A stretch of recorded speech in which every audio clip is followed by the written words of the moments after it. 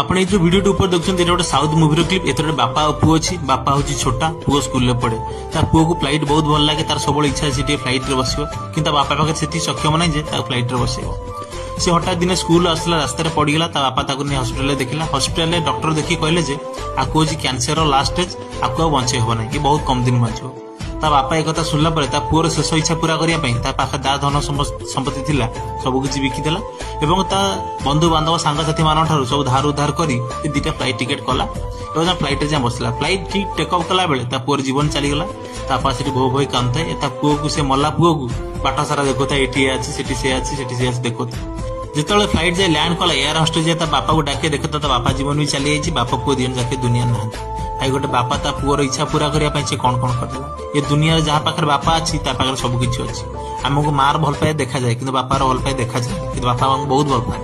ଭାଇ, କଥାର ଅଛି, ବାପା ଥିଲା ପୁଅ ସବାର ହାରିନି। ବାପା ନିଜେ ଭଲ ନ ଖାଇ, ଭଲ ନ ପିନ୍ଧି ପୁଅକୁ ଭଲ ଖାଇବାକୁ ଦିଏ, ଭଲ ପିନ୍ଧିବାକୁ ଦିଏ। ସିଏ ଚାହିଁ ତା ପୁଅ ସମସ୍ତଙ୍କ ସହିତ ବରାବର ହେଇକି ଚଳୁ।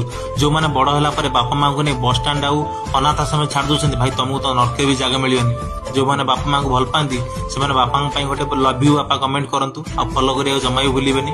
ଆଗକୁ ଆପଣଙ୍କ ପାଇଁ ଏମିତି ବାପା ମାଙ୍କ ଭିଡିଓ ନେଇ ଆସିବି। ଜୟ ଜଗନ୍ନାଥ।